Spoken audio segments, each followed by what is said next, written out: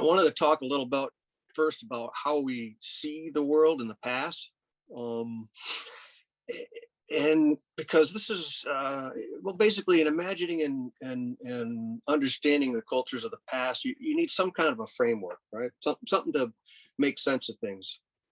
And in other words, you need sort of a broad view in order to understand the little things, so to speak.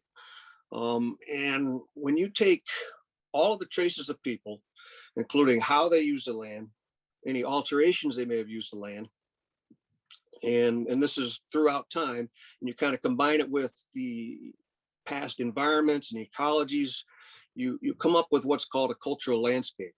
Um, and that is kind of a contextual tool that we have to make sense of a lot of things. The best analogy, I think, it's probably the forest for the trees, right? A cultural landscape is the forest, the trees are the individual sites. And to really make sense of those trees, you got to really take that broader view of what the forest is, so to speak. I mean, archaeology is a lot about finding random jigsaw pieces, right? But when you put it in cultural landscape terms, it's kind of like you get a chance to glimpse the cover of that box. It helps you make sense of all those jigsaw pieces. And for me, looking through the lens of a cultural landscape really allows you to imagine the changes in the landscape and humans throughout time as kind of one continuum, kind of like a movie, so to speak. Because I really always want to put everything in terms of seeing that visual movie in my mind, right? What's happening with the ecology, the environment, or what's going on with people at the same time. Because yeah, all these native sites you hear about and other things, they don't happen in a vacuum. They happen in a part of a big piece of time. And so in our region, the Thousand Islands and the upper St. Lawrence Valley, and you know, even into the Indian River Lakes and so on, is part of a massive coastal zone. And if you were to look at a map, you would see that where we are is kind of in this triangular area. And it's all kind of part of this big, massive cultural zone, because you remember the shorelines we have now, they're extremely dynamic. They changed a lot over the past, you know, about 13,000 years or so. I mean, we started out with our shorelines at Tug Hill, right? Imagine, you know, Tug Hill, 600-foot sea level. That's where the shoreline was at one point. And, you know, and strangely enough, we had people living there and building boats. And so that shoreline has changed drastically over time. Obviously, because we're not underwater right now, but really, it's amazing to think about. During that time, more than likely, there were still people following that shoreline as it shrank or rose, depending on what period of time you are. Because really, probably the next big event, once you're thinking about those shorelines on Tug Hill, is the next good point in time is maybe, I'm not good on, you know, a few thousand years later, you had what's called the Champlain Sea, which is where much of the ocean inundated the lower St. Lawrence Valley, and including Lake Champlain. And so if you had paddled your canoe from let's say Clayton, you know, you would have paddled down to maybe Ogdensburg to get to the ocean, which is really weird when you think about it. But that is exactly what happened at that period of time. And then after that, we started getting into this really dry period of time where all the Great Lakes, the whole system went whoosh, shrunk right down hundreds of feet. I mean, you would have been walking, the shoreline of Lake Ontario was miles from where it is now. It was that low. St. Lawrence Valley and more than likely all these other smaller tributaries and stuff still had water in them. We don't, you know, unless you do a full out study, you don't know exactly what levels, but it was more than likely still a wet system. So, and again, you had people living along those changing shorelines the whole time. And in fact, a good example is I used to work in construction, and in Ogdensburg, we were digging a hole in the middle of a street. It was down like 12 feet. And I get to climb down in the hole, and about 6 foot down from all this fill was a pile of shells buried in the dirt. And these weren't just clam shells, these were ocean shells, like small scallop looking shells. And that was a shell midden left over from the period of time when the ocean was right there, or at least brackish water was right there. And people were hanging out and, living on clams or whatever. So it's really remarkable how much change there's been. And, again, the whole time you think about it, people were living along these shorelines and stuff. So that's kind of starting to build a context for everything we look at, right? Every place you're standing wasn't like that, 8,000 years ago. So as an archaeologist, you're trying to understand this whole landscape and what was happening to people as this kind of long continuum, like a movie. So you can kind of see the different changes, because that's really how we make sense of it. You can't really make much sense of a site unless you connect it to other sites, so to speak. And so really our region and the broader region is really, it's a story. Our region is a story. It's a coastal cultural landscape is the best term for it. Because at least 13,000 years, give or take, of human history here has always been tied to these transient shorelines of the big giant pieces of water and the little smaller pieces of water, right? It was always tied to these coastal kind of things. And really, again, shorelines are not static. The coastline is not static. You think of it in a broader term over time, it's always been in flux, right? So you look at that broader area and you call that kind of a coastal zone, because at one point in time, the Indian River Lakes were, puddles left over from that glacial lake. So it's all kind of connected. And so when I look at this, I like to look at our area, and I think the best way to do it really is what I call a view from a canoe. And well, what do I mean by that? No. What I mean is, and actually, let me give you a little background. It's easy for me to take a view from a canoe, right? Because as a young man, I spent a couple of summers in northern Ontario, the middle of the wilderness, paddling around in a canoe at a kind of a wilderness survival camp, canoe camp. So it really gives you a different perspective of life. And when you're looking at our area, really, you think of it as a terms of view from a canoe, because that's how you would have moved around in our area, right? Obviously, you would have walked from point A to point B, but most of the travel of any distance was conducted on the water, right? And that, of course, would have been a canoe. And if anybody's ever spent time in a canoe, I mean, they can be pretty stable, but they can be kind of scary too, I mean, they're just a little tiny boat, right? And so place yourself in that canoe and then put yourself in the middle of the wilderness when there's really, there's nothing around you. Nearest people are who knows how far away. And you realize that this canoe itself your life depends on it. It's a survival tool, right? So it really plays a larger factor in things than people kind of perceive, right? Because these watercraft were really what these cultures depended on for, in large part, for their livelihood and the way their modes of travel were. If you think about it, an easy example to point to is look at the Thousand Islands. I mean, they're coated with native sites. They didn't swim to them, they used a boat, they used a canoe. So it really, really is an absolutely critical part of our region's cultural landscape, right?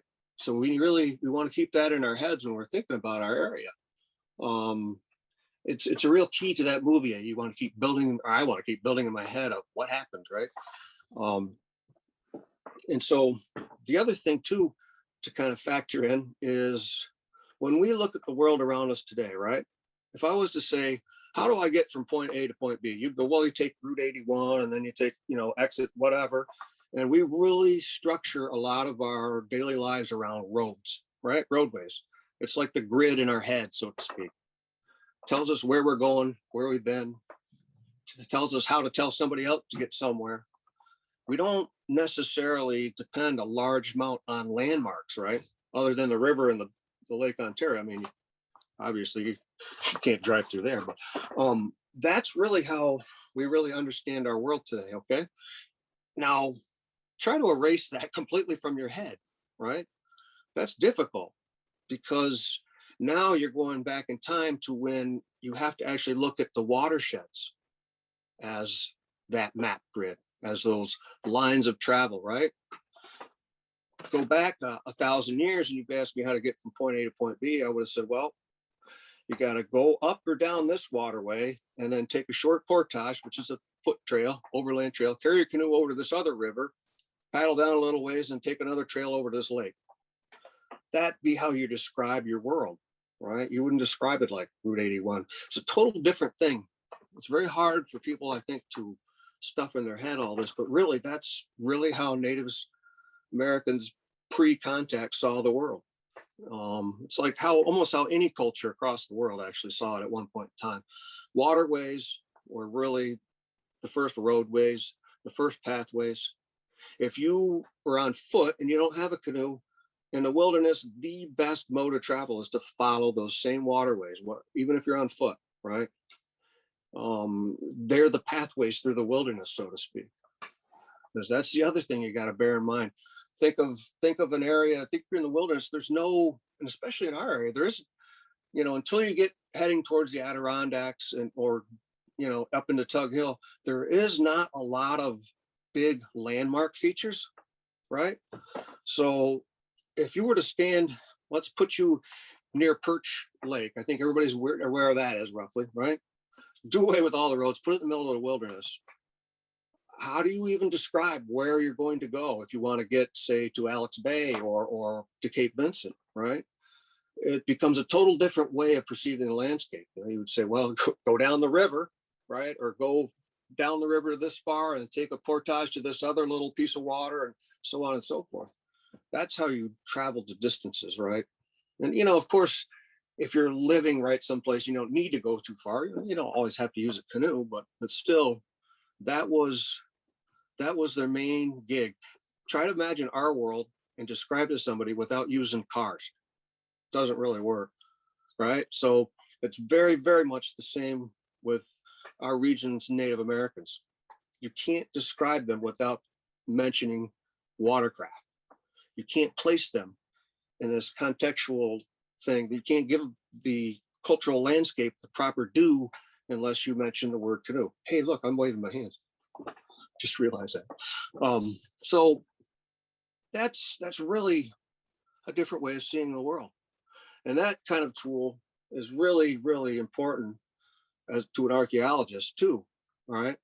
Because that is helping to describe to us how people lived, which helps us to basically understand what to expect, so to speak. A good example is on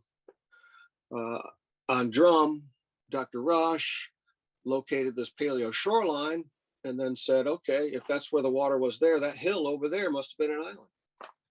They go right over there, check that hill, and sure enough, they find a paleo shoreline there and some more evidence. So all these things kind of fit, you take all these things into account when you're trying to understand what's going on in the Native story. So yeah, I mean, when I look at a piece of landscape, I'm trying to see it throughout the last 10 or 12,000 years and just kind of in my head wondering, what was going on here, which is, not everybody does that. I understand that. I mean, I'm just a weird guy, but that's kind of, always stuck in me. Again, I think some of this is done, for me, it's easier because I spent so much time in a canoe in the middle of nowhere. It really gets you fine-tuned to that canoe survival tool. I mean, because really, even at that point in time in modern era, well, this was in the 70s, yeah, our lives as canoeists depended on that canoe in large measure. So very, very vital tool. And since we are in this coastal zone, it would have been extremely vital for us, for sure. I mean, around here, Native people, probably the first things they did is learn to swim. The next thing they did is learn to paddle a canoe. I mean, that was key. So what I'm thinking about doing is I'm just going to describe a few sites, just looking at my time here. And I was going to do it like we are paddling that canoe, right? Because that's the way they would have perceived these things, so to speak, right? So because I don't have a fancy presentation where I could bring up a map and show you what I'm talking about, I'm hoping that you all have a rough idea of the geography in our region, right? So if you go across the St. Lawrence and west of Kingston, there's something called the Bay of Quinte, right? And it's a very long, narrow bay that goes way up in, and it's where the Trent River actually comes into the St. Lawrence Lake Ontario system. And now that's where I wanted to start this little canoe paddle, right? Because there's actually a lot of interesting things along that river too, just as on our side.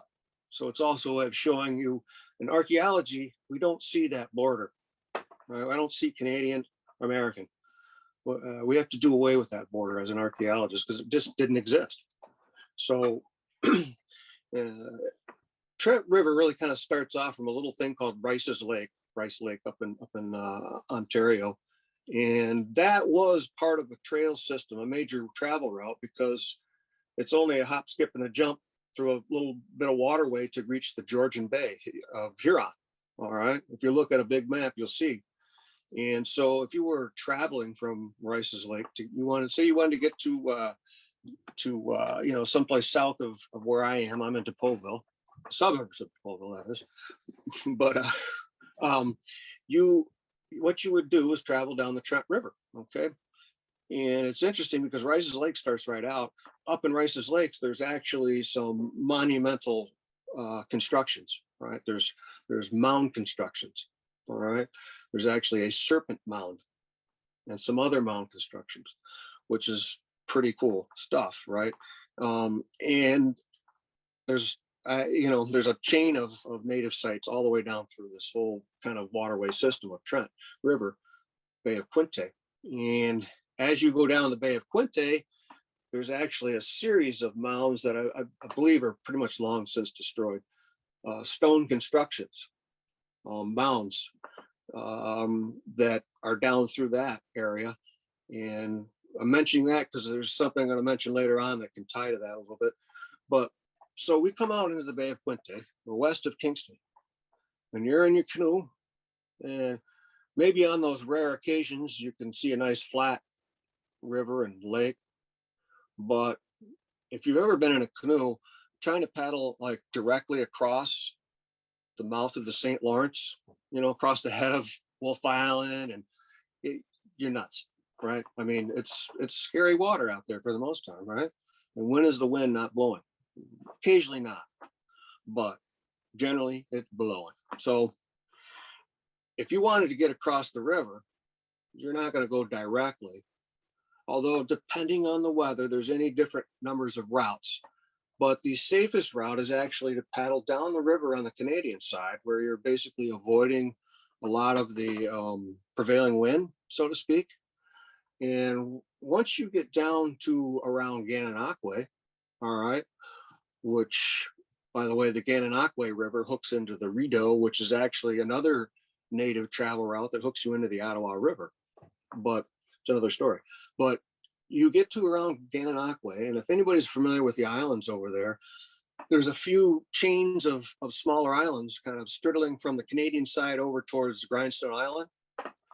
And if I was in the canoe, and the evidence bears this out, I would be tacking between these little islands, right? Because you're always, the best way to travel in a canoe is in the lee of an island. You don't want to be on the wind side. So, and there's big water on the backside of Grindstone in different areas. So you would tack your way through these islands to reach Grindstone Island. Now, several of those little islands, there's been things reported from them, artifacts being found.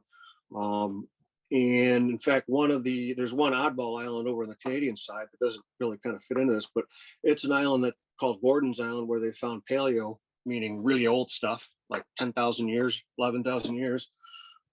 So that material of that age is around in our level, not underwater like 13,000 years ago. But yeah, so once you reach over to Grindstone, then you're in a whole other realm, because Grindstone is a story in itself, right? It's the center of a pretty large amount of native activity. Maybe not so much when we get into the later period of time, when the Iroquois was the culture here, but in earlier times, Grindstone really was a center of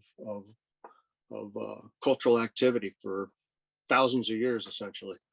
You look at Eel Bay. It's named Eel Bay for a reason, and you remember eels. Well, I don't know if you remember, but eel is a very important part of the diet, right? So, and then actually, when you're looking at our river and lake, I say our river, I'm meaning the St. Lawrence River and Lake Ontario.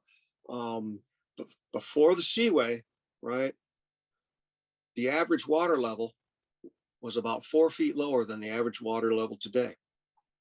So wherever you see the water at now, before the seaway, it was even lower, right? It's kind of a hard, weird concept, but yeah, they raised up the system that much, all right, which puts a lot of things underwater that weren't underwater, prior to the 20th century. I mean, there's tennis courts over on Featherbed Shoals that are underneath a couple of feet of water right now. I mean, it's crazy, but that plays into this whole story about the native, because Eel Bay is a fairly shallow, broad, expansive area, right? And if you drop it down another 4 feet, say, that makes it even a shallower area, even more conducive to fishing for eel and a variety of other things. And in fact, there's a guy named Charlie Bender, who was a diver in Clayton, passed away, I don't know, a decade or two ago. Him and some other guys, they located what were called stakings, where at one time our water system had lake sturgeon, right? Big fish. And apparently Native Americans would capture one. However, I'm not sure. And they would, and these things are prehistoric. I don't know if you're familiar with the sturgeon. They're very, very old species. You would basically take a stake and put it through their mouth, through their gill, and then drive it into the ground. The fish was just lived there, not being able to go very far. And because of its anatomy, you could literally carve chunks of meat off of these sturgeon and they would still just hang out swimming at the bottom. Yeah, it's kind of nasty, but gave fresh fish, right? But it just shows you that there was a lot of crazy activity in terms of how much resources there was in Eel Bay, right? Massive amount of stuff. And when we look at the foot of Grindstone too, it's striddled with locations, Native American locations, and it's pretty much, there's a few areas on the shoreline of Grindstone that aren't covered with or aren't near something, right? But the Grindstone has really got a lot of Native American activity, a lot of cultural resources on that island. And you can, for an archaeologist, you can really see it in the record, right? It's like I'm drawing a big circle around Grindstone and Eel Bay and everything, and that's kind of like a really hot spot in terms of the amount of materials, the amount of native activity that was there. And when on our canoe journey, when we hop over to Canoe Point, let's say, there's also what's called the Canoe Point Mound, which is more than likely just a modified natural feature. Take a lot of study to understand it, I guess. But there's some, let's just at least call it a ritual space there, of some form of ceremonial space, because there was burials had taken place there and some other things. And it does, when you look at this landform over there, it does appear like it was somewhat modified. So that's part of that whole happening there, right? Is there's also ritual spaces on Grindstone, just like there is ceremonial spaces in other areas around here, which is another factor that gets striddled into this big story, right? So if you were wanted to get from Grindstone to carry on our journey to go south, right? Let's say if we're heading to like an Onondaga village, there's a couple of different ways you can go. And of course, I'm talking about the Syracuse areas, right? So what we're going to do though is we'll paddle. Maybe the wind's blowing a little bit. So we're going to go up around Picton and the backside of Bluff Island and tack over to Round Island. And there's, so you get short bursts of wide open water there. And before you get to the shoreline of the mainland. And the main travel route then would take you towards French Creek Bay and into French Creek Bay. All right. And what you would find in French Creek Bay is another area, much like the foot of Grindstone, that has a lot of cultural resources around it. A good example is just under you, after you get into the creek itself, there's a large site complex there that's got, gosh, it's got materials that span probably, I don't know, many thousands of years. Some really old materials, archaic materials, and some woodland materials there. So this is like the opening of this French Creek zone, right? Which is a whole nother zone of activity that we find. And when we get on, once you start up traveling up French Creek, you're actually you're starting on a kind of a short pathway. Short because it's only, I don't know, 25 miles or whatever it is. Not very long, but it's an important pathway. And that is the pathway. We even put up a sign for it in Depauville for it, a historic sign there. This pathway basically goes up French Creek and portage over to the Chameau River by Depauville and then down into the lake. And what's interesting is that multiple places along French Creek, there's cultural resources and sites. One of the little feeder streams that comes into a little stream called Commodes Creek, a guy that grew up there during the Depression, him and his buddy found a dugout canoe in the mud. I think it was in the 1930s. And of course they hauled it up to the barn where it promptly fell apart as soon as it dried out. But yeah, so there's another thing, the canoes that they would take, sometimes they would sink them purposely to hide them, and when I'm coming back through, I can just get my canoe back out and paddle on my merry way. But right up in where that canoe was found, there's also some burial sites up in there that are kind of built into the ledges up there. There's a whole, on the sort of the south side of French Creek, there's a bluff that runs for several miles. It's a very high, not very high, but it's anywhere from 50 to 100 feet high in places. It's a pretty distinct landform, but that itself has a bunch of sites straddled here and there and related to that area up there. So again, as we embark onto this little short path, there's stuff everywhere. And once you actually get up to the headwaters of French Creek, now you paddle up one leg and you are right at a village site called the St. Lawrence site. It's an Iroquoian village site, fairly large, important village site. And that site if anybody's been through from around Route 12 from Clayton to Cape, there's a little sign, historic sign. It says Wintering Guttray or something like that. And it's the name for French Creek. It pops up in the history when Peter Penay and Penay Square pop up, and it means place of the fallen fort, where the walls fell down, something of that nature. And of course, they put this historic sign right in Clayton Village because there's a site there, but it probably does not have anything to do with that name. It's basically, they put it there because there was some older pottery founded there and they just thought it was the right period. It's a long story, but anyway, it's in the wrong spot. My belief is that it refers to a destroyed Iroquoian village, right? And the best candidate in my mind is the St. Lawrence site, which is up one of the headwaters of French Creek. When I was there helping excavate it, we found several post molds, which are, it's beautiful sand up there. You uncover the dirt on top and it's just perfect yellow sand. And you could see post molds. I mean, they were perfect circles, where the posts were into the ground.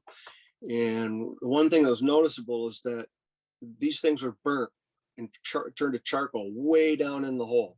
And so it has a very strong appearance of being burnt.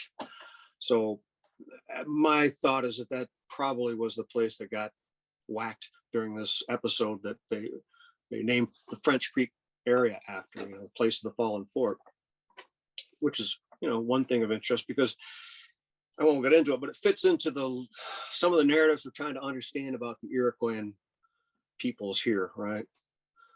Because it's sort of quite a mystery still about who these people were, where they went, where they came from, etc. But once you, well, so now that we've taken a tour of the St. Lawrence site, we're going to hop back down to French Creek a little ways back down to the main creek and veer to the on the western feeder for or headwater of French Creek, and there lies another Iroquois village, probably no more than a mile or so from the other one, which is remarkable in itself. And this one is right basically on one of the feeders to French Creek that kind of, I call it the westerly feeder because that's what it does. It kind of comes to the west and the south of and it is actually right near the end of what you would call French Creek, the very end of it on one leg. And so where this one site is, it's called the Matson site. It basically is at the end point of where you would have your canoe in the water. And it would be where you would pull your canoe out, pick it up, start hoofing down the trail. And it's about 4 miles, give or take, from there to get over to Depauville. And of course, to get there, you're going to be traversing across a little bit of land. Now you're going to go across, you're going to come across another village site, an Iroquois village site, somewhat near 3 Mile Creek. So now you're up to 3 village sites, Iroquois village sites, all within a few miles of each other, right? Which is pretty remarkable. So, and also, this feeds into how we know that this trail is where it is, all right, is because there's a trail of evidence, so to speak. Not only is there actual Iroquois sites, but there's actually much older sites on this trail. It's like a string of them, right? I mean, it's remarkable how well it tracks. You can follow it, right? So a little bit farther south from 3 Mile Creek, there's another major site complex that we just discovered, I don't know, 2 or 3 years ago, when it was all part of a sort of an experiment to see if we could figure out where the trail was. So I waited till a piece of ground was opened up, went out and looked and said, oh yeah, there's where it is. We found a lot more than we thought, though. Pretty amazing. But so that's another reason why we know exactly where this trail is. And incidentally, last year, I think it was, I was able to work with the New York State Historic Preservation Office and get the overland section of this trail declared an archaeological district because there's so much stuff there. And it's actually, I'm going to try to say the name, but it's named after, we used a Native American name for it. All right. There's a native name. There's very few that we know of for our area, which is weird, right? Every place out in New York State, you can't even pronounce half the names, right? They're all native names, right? But up here, the nearest one's like, you got to go to Oswego or Oswegatchie River. If you start thinking about it, it's tough to find a native name for a place around here. But they did have a name that we learned through history of Canoe Bay area. And it meant the place where they smoked pipes, or the place they went to go to smoke pipes, right? Which, if you know anything about Iroquois culture, pipes played a huge role in their political and spiritual life. It's very, very important to them, right? So if somebody says this is the place where they came to smoke pipes, it'd be like you saying, that's the church over there. Pretty much, right? In many ways.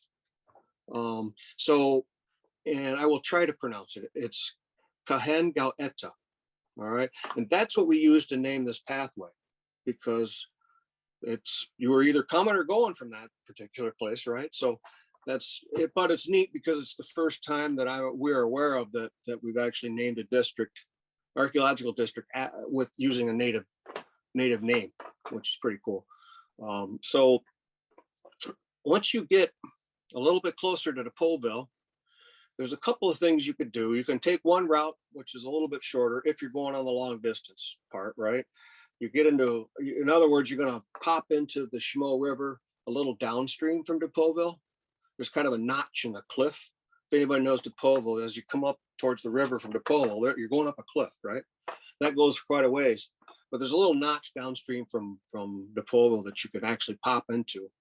Or in this case, we're going to go ahead and go over to Depauville and hang out there for a little bit, because there in Depauville, right, close to the villages, or the hamlet, I guess it is another Iroquois site. It's another major Iroquois site. So now we're up to 4 Iroquois villages straddled along this pathway, which there's nothing else like that as far as I'm aware of in any place else in the Iroquois world. Iroquois villages generally had a predictable distance between. They'd have one here, they'd basically kind of deplete the resources, etc., that kind of stuff. So they move their village, over here. And it was usually a fairly decent distance, right? But this up here is very strange because all 4 villages are really close proximity. So they would have had to, if they moved because they depleted the resources, I put my little quotes on that, they certainly would have moved just a mile down the road. I mean, so what that means to me is that, and it's another indication of how important this particular pathway was. And that becomes a key when we're trying to understand the larger Iroquois picture, right? It really points towards this being a very, very important little piece of ground. So in Depauville, like I say, there was a village there. And the interesting thing about Depauville and these other villages is they are not necessarily in a really defensible spot or a defensible location. And defensible, I mean like away from everything on a hill, right? Where you can build a fence around it. They're right on the main drag, right? In other words, if this pathway is kind of akin to a Route 12 or a Route 81, you are not going to put your village right there if you're worried about the bad guys coming to get you. It's like putting a sign up saying, here we are. And so that kind of, again, points to maybe these people had some type of role that was important for other reasons, not just strength in arms, right? Which is, this again ties to the larger Iroquois story. But as you would go down Depauville, there's and down the Canoe River from Depauville, there's a whole series of sites down through that. There's one in particular that's a pretty major archaic site, meaning it was pretty old. Like I think a lot of the material is like 5,000-6,000 years old. Some of it. It's a pretty broad strip of the river, good section of it, but it's at a spot where you can see a long distance either direction. So that may have some reason why they chose that particular spot. And there's a spring nearby that goes into the creek, so that may play it into it. But it's interesting because, again, as you go down Canoe River, I've found over the years, because I collect information. I mean, I'm like a sponge. I'm sucking information out of people's brains all the time. So when somebody mentions finding something, my ears prick.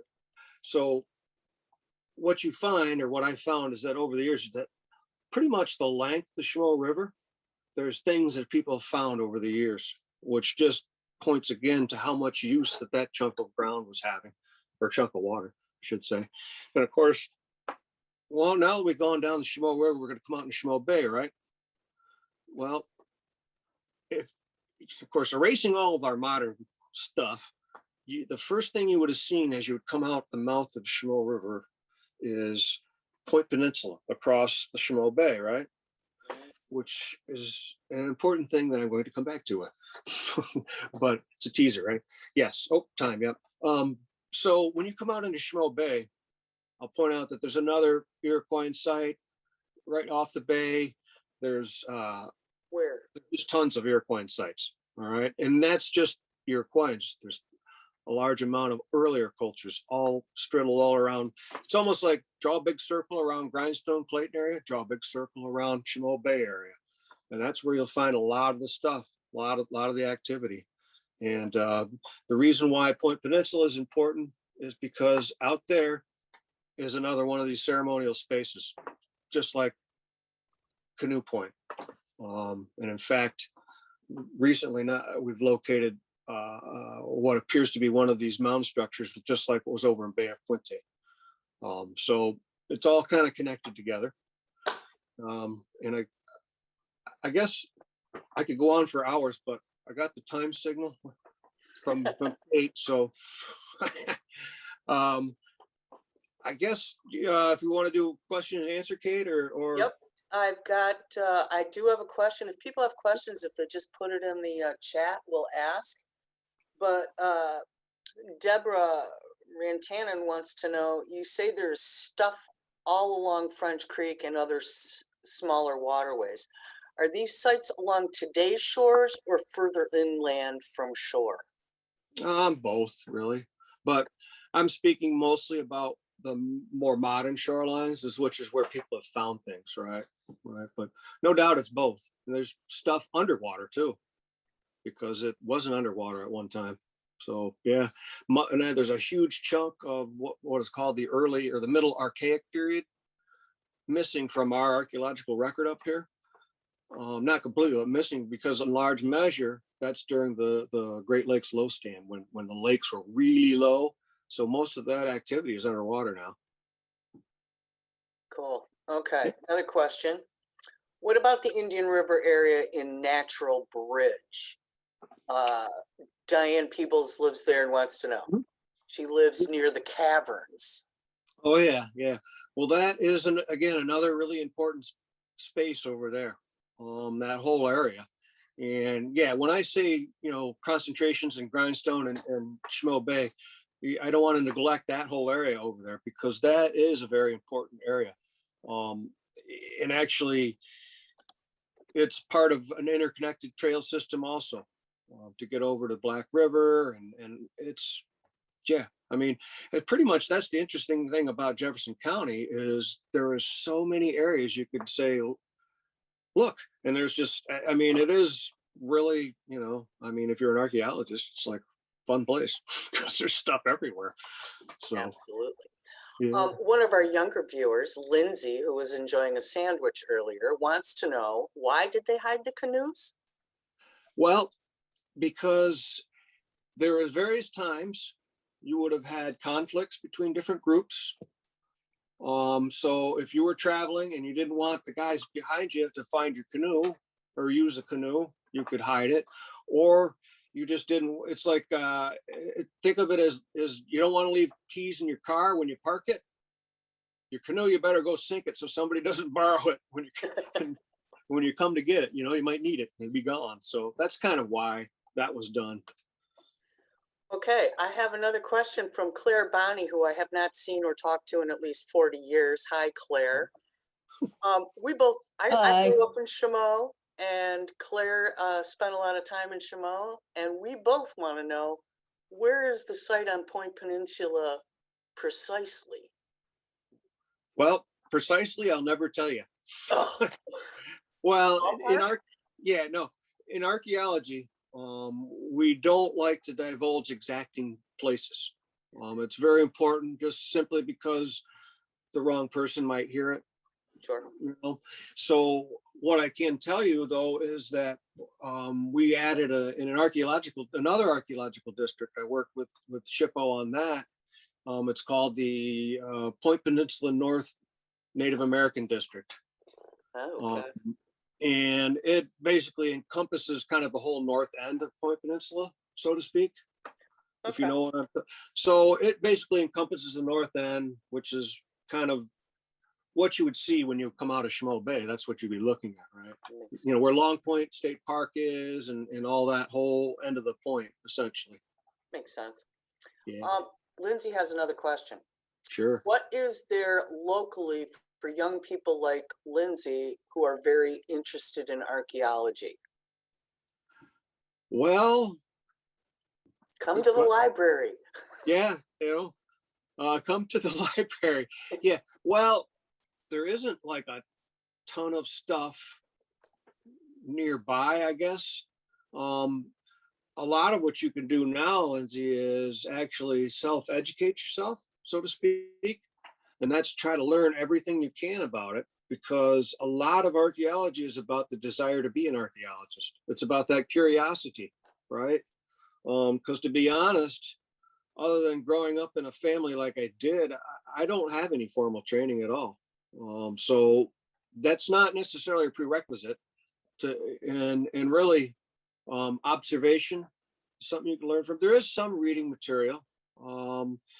If I do have a web page, it's on academia edu, and I have a couple papers on there that you can kind of read if you want, just to get an idea. But really, there's not a lot I can say other than point you towards some books and things like that, really. And of course, you probably, I don't know if you're old enough, but we do have occasionally, like out at Fort Drum, they have internships. Yep. With Cultural Resource Department out there. I would highly recommend that, something like that. So there is that stuff. We're hoping to get some people to do a field school with the Aqua Sesame this year. So who knows, but we'll see. But Yeah, a few people wondered if there were volunteer opportunities for internships, or how would they get in on a dig. yeah, That's interesting. yeah, there's not a ton of professional work being done in our area is the Right. problem, right? So Fort Drum is probably the major ongoing project. So I think even my youngest child did an internship out there too. Loved Excellent.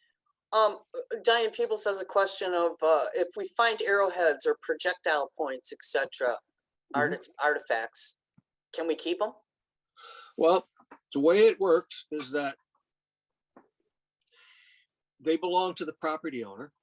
So it's entirely up to the property owner. Shoreline stuff is iffy because New York State likes to own anything that's below the water. And that's about as far as I could tell you on that. But so in large measure, yes. And I always tell people the one thing you want to do is take some pictures, notate where you found it, right? Because that is everything, right? That point in a vacuum wouldn't mean much to me other than telling me something was going on and there, whatever, but where exactly it came from is as important as the artifact itself. So notate those two things. And really, let me know, let anybody know that's that's the kind of thing, try to feed that information. Excellent. Cheryl Utter is representing Waterman Center, which is a nature preserve in the Appalachian, New York.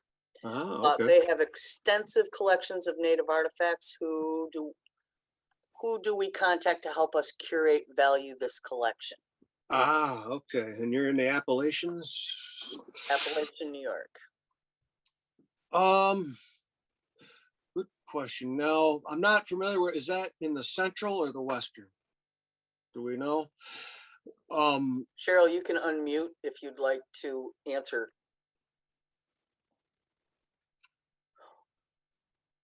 Near Binghamton. Binghamton, okay. You can contact Binghamton University, the university there, the SUNY University. They have a department. They can steer you, and that probably would be a good place to start, because they do a lot of work with that. And beyond that, regionally, that would probably fall under the purview of the Oneida Nation. And they have a pretty robust historic department. A good friend of mine works there, that could probably steer you to the right people too. And so I think if you go on the Oneida website, you'll be able to find a way to contact them. Or, you can always contact me and I can, pass you some information. Cheryl, Okay. Cheryl, if you want to contact if you get in touch with the library, I'll get you all that info for you. Okay, I have your email address, Kate. This is part of the Haudenosaunee Alliance, this Oh, collection. yep. We own Hiawatha Island, which most of this was excavated from. It's the largest island in the Susquehanna. Ah, okay. Yep. That would be very important. And when the name is actually Haudenosaunee. Haudenosaunee. I've Yeah. never known how to say it correctly. It does not sound like it looks like it's spelled right. They don't Yes. match too well, but yeah, I would definitely reach out, because I could reach out to the right guy, person at the United Nation, because they would be very, very much interested in that, I'm sure. We're trying to find, like, we have volunteers that are curating right now that are cataloging the collection, and we have some people in that are not professionals, but they have a good knowledge and they're identifying objects. And Right, we've right. come across some significant objects, and we really need to get, Yeah, well, get this you're taken care of. you're doing the right thing, to catalog and basically photograph, catalog, any of that gathering of information you can do is great. Yep. And like I say, I'm sure that the folks in Binghamton SUNY's archaeology department or anthropology department, I guess it is, would be interested, and I would pretty sure that the United Nation might be interested in helping you out there. Perfect. Again, Cheryl, if we can help you follow up on any of that, please contact us. Yeah, we don't have contacts with the United Nation, I don't believe, Yep. at this point. I do. Yeah. So just get. Okay, could I get, take care of it. could I get your email, or you could PM me with it? Yeah, Cheryl, if you just get in touch with us at Okay, thank you. elib@ncls.org, we'll get you all Gotcha. that info. Thank you so much. Absolutely. Another question, I believe it's your brother, would like to know, are the paintings on the wall behind you Iroquois sites or just views from a canoe? That's a cousin, actually, I'm guessing. Okay. And yeah, they're viewed from a canoe right out of my head. There you go. For those of you who don't know, Ken's quite an accomplished artist as well. Drew also appreciates the pronunciation you just gave, and would like to know if people up at Akwesasne do talks on this stuff over the summer, as he's a summer person here. And I think they do, if it would be a matter of setting it up. Yeah. I mean, I'm trying to remember if we ever had their historian or anybody speak. I don't think we have. But we could. Yeah, I do know the historian up there. We can always reach out to him, and see. But yeah, it's kind of COVID crashed us on our plans, because we were gonna have the Akwesasne singers and stuff down before all this hit. So, yeah, we'll hopefully circle back to getting them here. Yeah, that's about it. That's about it. So. Yeah. Does anybody else have any questions for Ken? Ken, thank you so much for today. It was very interesting. Absolutely. I hope I entertain everybody for a little while, at least. Absolutely. Okay. Thanks everybody for coming. Okay. Thank you, Appreciate Ken. it. Yep. You're welcome. Thank you. Thank you, Thank you library. both. Yep. Bye-bye. Bye.